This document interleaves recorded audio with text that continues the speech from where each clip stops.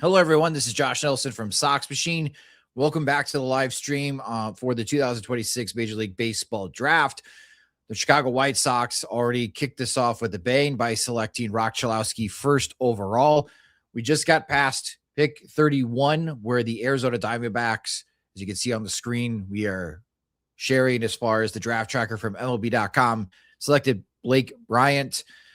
Taylor Rabe from Ole Miss, very exciting arm, ended up going to Kansas City, and Carson Bowman, considered one of the top prep pitchers in this class, going to the San Francisco Giants at pick 29. The first of the two picks that we'll be covering in this live stream, pick 34, is the one that the Chicago White Sox acquired from the Pittsburgh Pirates yesterday in that trade where they sent Jacob Gonzalez and reliever Brandon Iser to Pittsburgh for a AAA reliever and the 34th overall pick. And when you look at the White Sox pick selections, as far as the next couple of days, the first 10 rounds all have the slot values. Rounds 11 through 20 of the draft, the max is $150,000. And I say max because anything over $150,000 counts against your draft pool. So we could see some signing bonuses exceed $150,000. That's only if teams still have money within their draft pool, which is designated for picks in the first to 10th round. Again, the White Sox took Rock Chalowski. The first pick of the draft has a slot value a little more than $11.3 million. The expectation is that he'll be signing below slot. So the White Sox could take this extra money and now use it for their upcoming picks. And it is expected, based on the intel that we heard this morning at Sox Machine, that picks 34 and 41 could be from the prep side. And these players are still available in the draft. We've been told Landon Thome, the White Sox have been targeting. Jack Slightum as well, right-handed pitcher. Both of these are from the Chicago suburbs. Thome, of course, is Thome is the son of Jim Thome, who still works within the White Sox organization out of Nazareth Academy. Slightum is from Lyons Township. Both of these schools are very close to each other. You still got Archer Horn, two-way player, shortstop, right-handed pitcher. I like his pitching profile a bit more than the shortstop, but he's from St. Ignatius out in California. He's a Stanford commit. Dominic Santarelli is one of the strongest high schoolers that I've ever seen be available in the MLB draft. He's from St. Joseph, Wisconsin.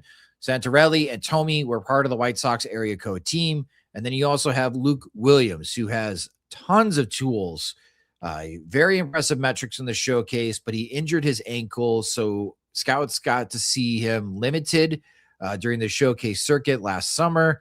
But he is someone that is projected that could either be sticking at shortstop or, because of his elite athleticism, could move out to center field.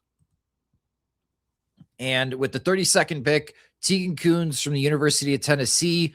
I got a chance to watch Tegan Kuhns pitch in the College Showdown showcase in Arlington, Texas, in which Tegan Kuhns faced Rock Chalowski. Tegan Kuhns has got quite the arm. His fastball velocity can reach up to 98 miles per hour, and he pairs it up with a high spin curveball. So now that he's joined with the St. Louis Cardinals, and the Cardinals themselves are having just as a surprise of a season as the Chicago White Sox are, as they still continue to build out their pipeline. They were expecting to rebuild this year, but they have found themselves still in contention of a wild card in the National League. And now with pick 33, that's Tampa Bay with Taj Marchand. Marchand impressed during the draft combine. I know there were some folks on Sox Machine wondering if he could fall to the White Sox at pick number 34. But right now, the Chicago White Sox are on the clock for this 34th pick. Landon Thome is still available. That is my guess in who the White Sox will take. And again, it would make sense why they made that trade with the Pittsburgh Pirates yesterday, to leverage some of the depth that they did have. It wasn't very long that the White Sox had more bats and spots, but Jacob Gonzalez being reassigned to Charlotte with Munetaka Murakami rejoining the team. The White Sox don't have a spot on the Major League roster right now for him. The Pirates need a shortstop because of the injury to Connor Griffin, who's going to be out several weeks. So instead of playing first base, Gonzalez now with Pittsburgh will be joining their Major League team and playing shortstop. So we'll see on how he fares defensively at the shortstop position on the major league level. The White Sox also traded Brandon Eisert over to Pittsburgh, which we knew that Pittsburgh, they were open in trading this pick. They needed pitching, so they added Eisert in this trade. The White Sox, in response, have promoted, or I should say, called up again, Tyler Schweitzer from AAA to retake Brandon Eisert's spot in the bullpen to be that extra lefty. We are also live streaming while the White Sox and Athletics are still playing. The White Sox are currently leading 1-0 as that game is in the 7th inning. So much is happening right now in the world of the Chicago White Sox. Rock Chalowski will be speaking to the media shortly. We'll be having video of that as well. So again, if you can, make sure, if you haven't already, you can subscribe to the Sox Machine YouTube channel. That will help us a great deal. Also, you can like this live stream. We'll be having so many videos coming your way. James Fegan, after the draft coverage today, will be heading to Philadelphia tonight. So he'll be part of the All-Star Game festivities, covering the Futures game for us, as the Chicago White Sox will be having Caleb Bonham participate in that game. Munetaka Murakami will be participating in the Home Run Derby on Monday. And there it is. And the expectation becomes a reality as the Chicago White Sox draft Landon Thome, the 34th overall pick. And when we got the draft lottery and we knew the White Sox had the number 1 pick, the running joke was, Josh, your job is so easy. Rock Chalowski, 1st overall, Landon Thome, 41st.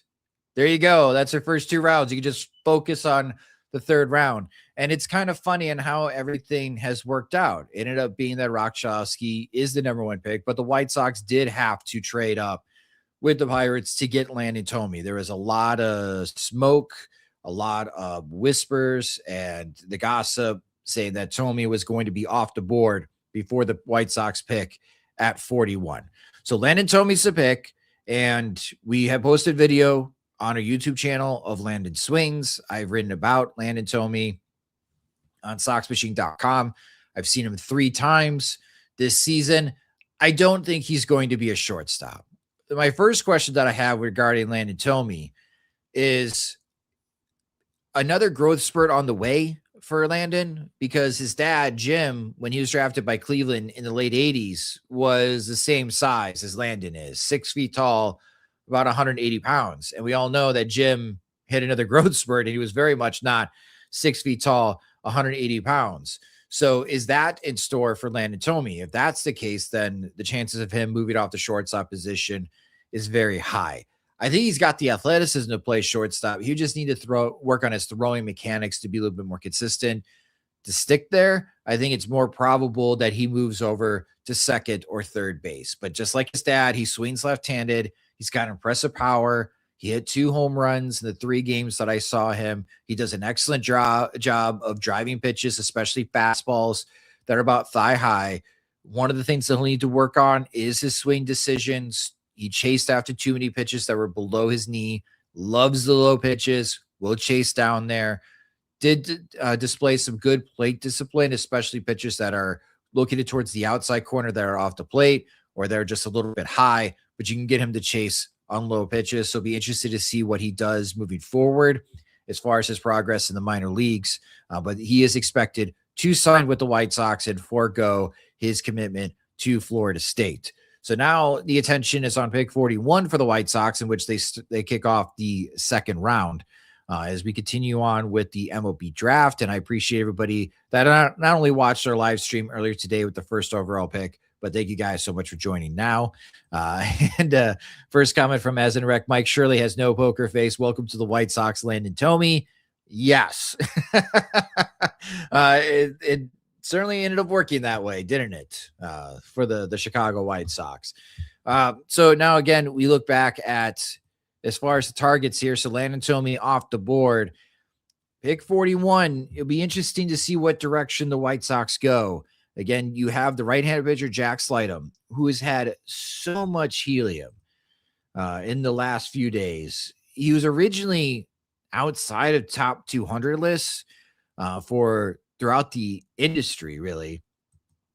And when I saw him in May, there was about 10 teams there because I got a tip that you should come out and see Jack because there's a lot of people that have been watching him pitch for Major League. And I'm glad that I did because he was pretty impressive. He threw a no-hitter in that game.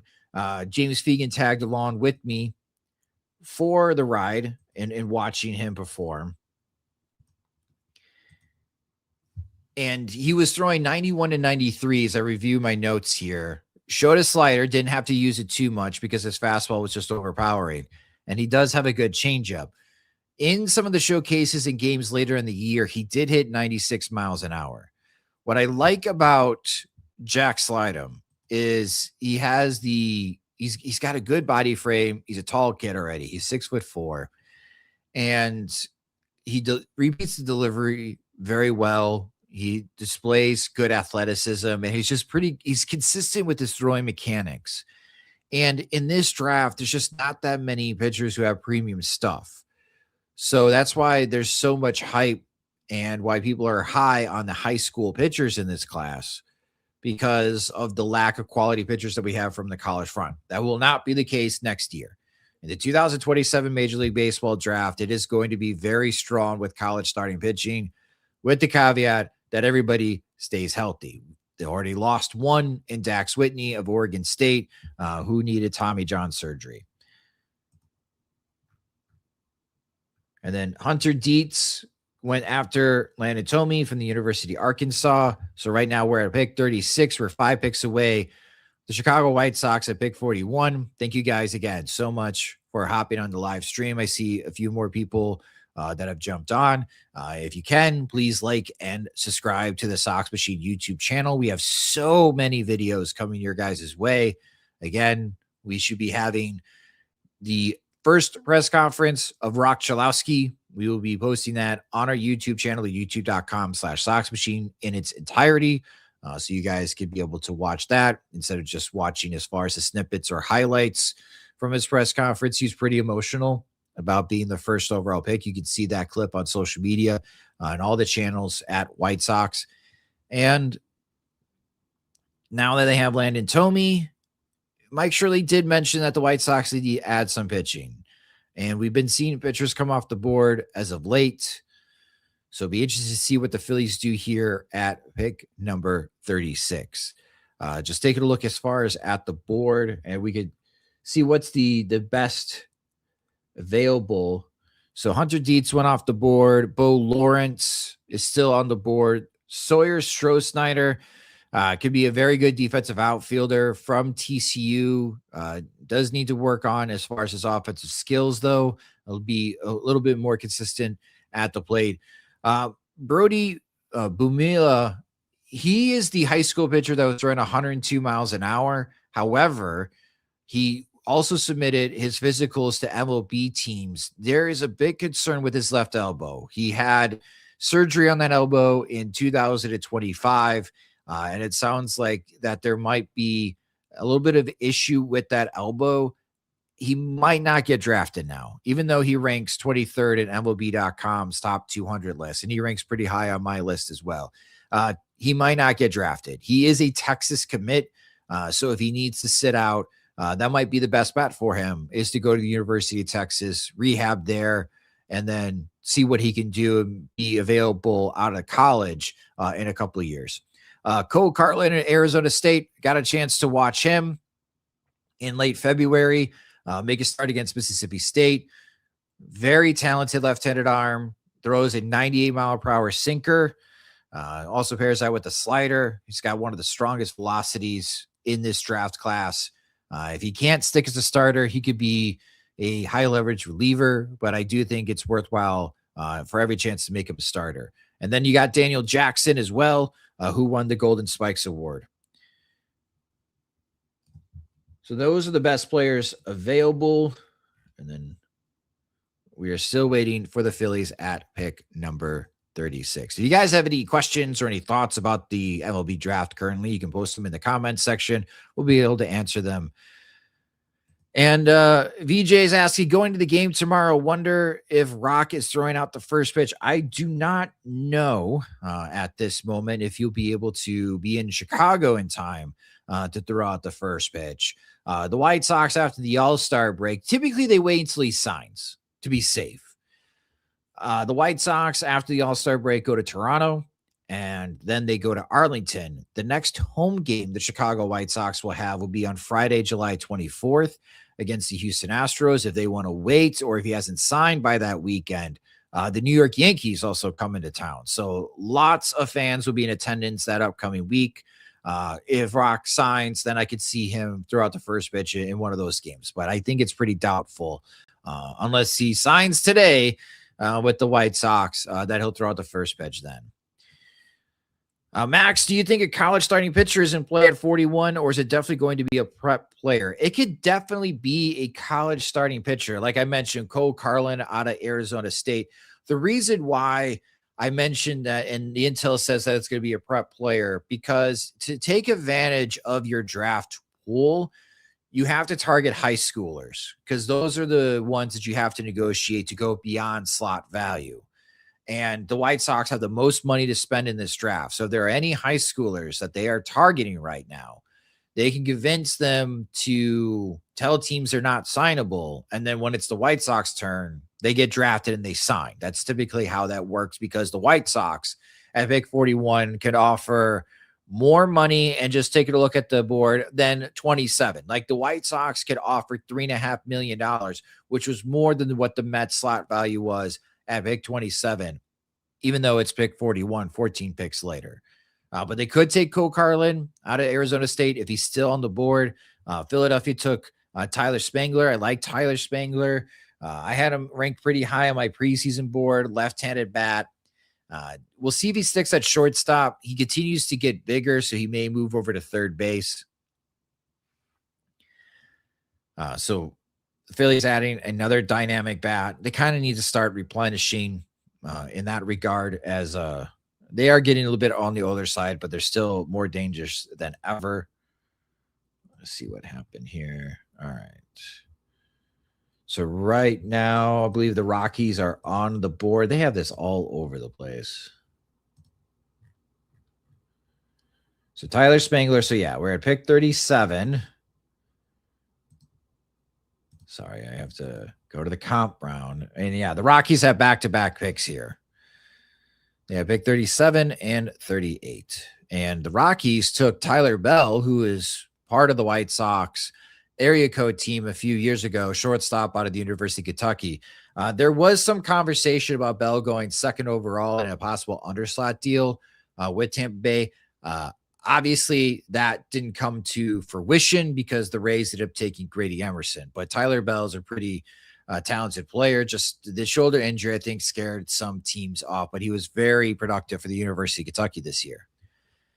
And as in Rec points out, the Golden Spikes winner is off the board. Catcher Daniel Jackson out of Georgia, now heading to Colorado. So the Rockies loading up on college bats in this draft. And at the same time, Sean Newcomb gets out of the jam. So it's still 1-0 White Sox as that game heads into the bottom of the 7th inning. So let's get back over to pick 38.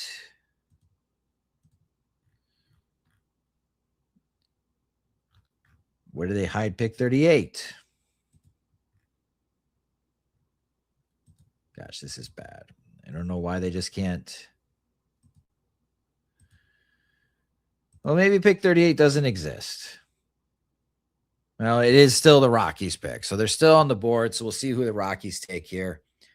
The Toronto Blue Jays pick 39, Dodgers pick 40, and then the White Sox will start the second round at pick 41.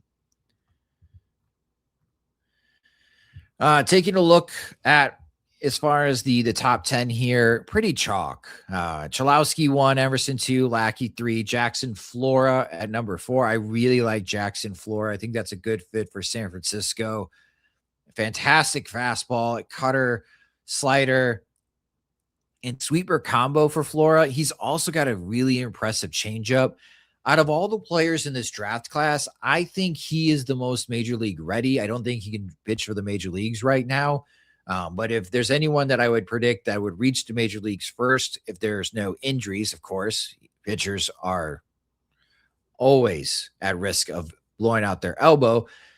But Flora, I think, could beat Rock Chalowski to the major leagues. He's got really impressive stuff. Derek Curiel, outfielder of LSU, going fifth overall. So I was pretty high on Curiel in the preseason. Fantastic contact numbers, draft eligible sophomore, was moving from left field to center field. He gained more weight, especially muscle mass in the off season, and I was expecting him to hit for more power. Curiel had a really rough first half of the season. I went down to Nashville to watch him in person against Vanderbilt, and I just came away not impressed. But as the SEC conference season progressed, Curiel picked up his game. Unfortunately, didn't really matter as LSU ended up missing the postseason for the first time, it feels like, in forever. But now going to Pittsburgh, high contact, good defensive player. We'll see what the Pirates do on the power side.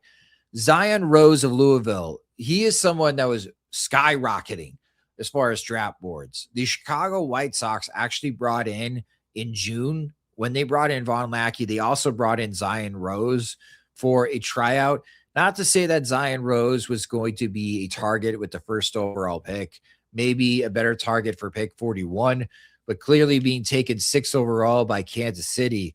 Zion Rose just has this fantastic athleticism. And I wonder if this is more of a draft need for the Royals rather than selecting someone upside, because the Royals have been having difficulties in the outfield, and until they build that new stadium, with Kauffman Stadium, they need outfielders that can go get the ball. Zion Rose can go get the ball. Eric Booth going to Baltimore. This is a bit of a surprise. I was expecting Baltimore to take a college bat, especially Drew Burress, but I love the profile of Eric Booth. Just jumps off the page. Like, all of his metrics, very impressive, a little bit raw on the hitting side, which that's the part that surprises me. But the upside is very high on Eric Booth. Drew Burress going to Sacramento, not a surprise. The Athletics love their college bats, and he was the best college bat on the board. Garcia from Virginia going to Atlanta. Bell. Hakopian to Washington. That's an interesting pick. Hakopian, there's a lot of scouts who think Hakopian has a better offensive profile than Rock Chalowski. It is a Matt Shaw situation, though. Matt Shaw, very impressive college hitter. Don't know what defense position he's going to play. Hakopian, they list him at second base, but he was dealing with the back issue. I don't know how much that he's going to be playing in the field. They got to get him right physically. He might DH more times than not. And we're still waiting on the Blue Jays at pick number 39. Jacob Lombard dropping all the way to 14. That's a bit of a surprise, but I can understand because of the hit tool and the contact. That's something that Miami will have to work on, but the Miami kid stays in Miami. Justin LeBron dropping all the way to 18.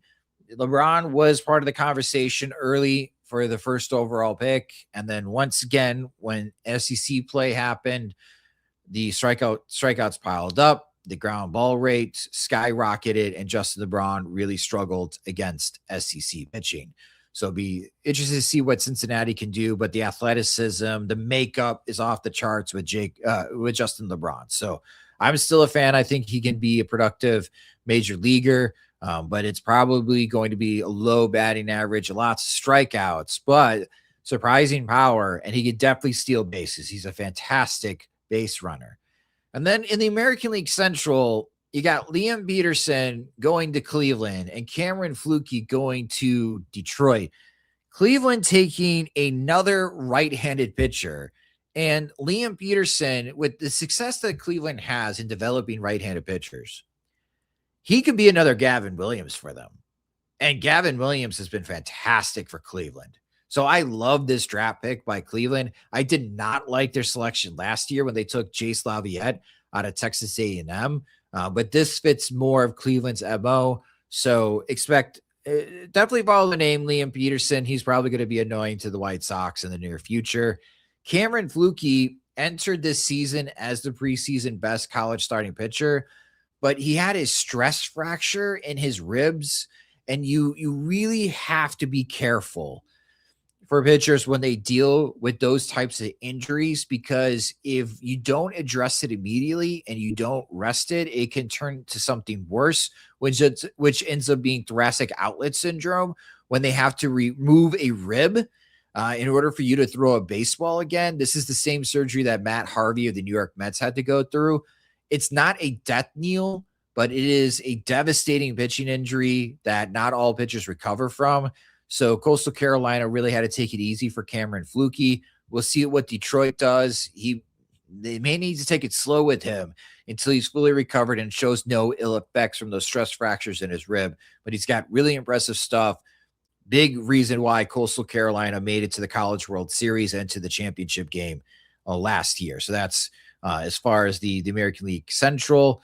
Cade Townsend, love that pick by Ole Miss. I think that's a fantastic addition for the Chicago Cubs. I was pretty high on him. Ace Reese, I saw him in the showcase. I think he could stick at third base. Some people don't. They think he may have to move over to first base. He needs to work as far as on his contact skills. Cole Carlin ends up off the board to the Toronto Blue Jays at pick number 39. So the Dodgers are on the board at pick number 41, which means the White Sox are 2 picks away. And then you got Bucket saying, would love it if the White Sox pick Sawyer Stroh-Snyder out of TCU. I think that'd be a worthwhile pick. The White Sox need to add depth into their outfield. And I do agree with this comment from Buckets that Stroh-Snyder can play all 3 outfield positions, because Chase Brunson was their center fielder. I agree. I also think Stroh-Snyder can be a plus right fielder because he's got a fantastic throwing arm. So I think, yeah, you can plug him in center or right field, but that versatility in the outfield, we know the White Sox need more outfield depth. They need more outfield depth right now, even though they do have Tristan Peters and they have Braden Montgomery, and they're going through some type of Sam Antonacci's doing well in left field. He continues to get better, but they can help. They need some help as far as the depth side. Chase is going to be the Guardians every day. Go glove center fielder. Sure. Sure. I'll believe it when I see it. So, and the White Sox ended up winning. So I just heard the fireworks in the background. There we go. Yes. So good win for the White Sox.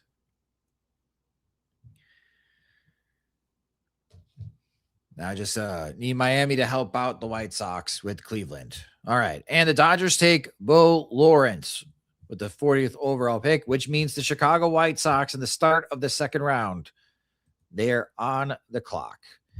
And not sure why they listed the Rockies pick in the second round, but Logan Retterman of UCLA going to Colorado.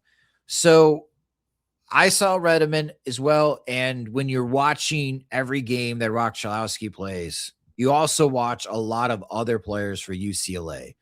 And Logan Retterman, at one point in my first mock, I had him all the way up to number 12 to the Angels, just because the progress that he was making, he was throwing 95, 96, very impressive changeup as well. And I thought he was really staking early claim to be one of the best college starting pitchers this year. But then you heard from UCLA that he was dealing with just exhaustion, and his arm was tired, and his availability was really sketchy. When I went to Omaha for the Big Ten tournament, there was an expectation that Retterman could pitch out of the bullpen. That didn't happen. They were hoping that he could be available for regionals. That didn't happen. And then we find out that he had a flexor strain, which is not a dead arm. That is a concern that he was on the brink of maybe tearing that tendon, and that would have resulted in Tommy John. So not exactly being transparent from UCLA. They don't need to be on the college level. But for the longest of time, just being in the darkness, not knowing the severity of the injury that Logan Retterman had. But now knowing, that's why he goes from someone that was knocking on the door to being a top 10 pick, drops all the way down to pick 38 to the Rockies. But if he recovers, I think that's an excellent addition by the Rockies. They've been very college heavy so far in this draft. But we're waiting now for the second round to start for the Chicago White Sox at pick 41. Again, based on the intel that I received this morning and all the work that we've been doing in the spring as far as covering this MLB draft and taking a look at the Chicago area kids.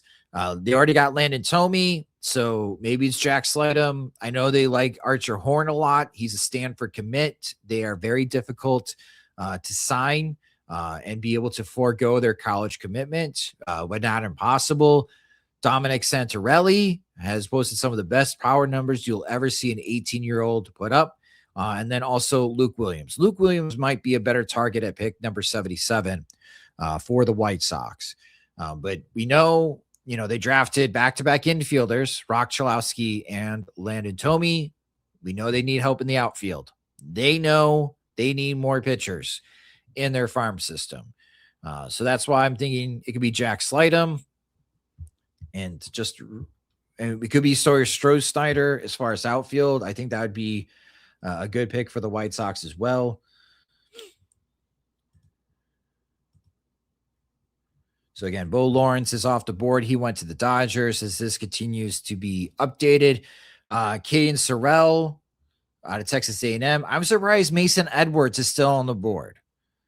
That could be a good pick for the White Sox. I've seen Mason Edwards a lot. I saw him pitch as well at the Big Ten tournament. That could be a really good addition. James Clark has withdrawn from the draft. We got that news over the weekend. Logan Schmidt, I'm a bit surprised that he's still on the board.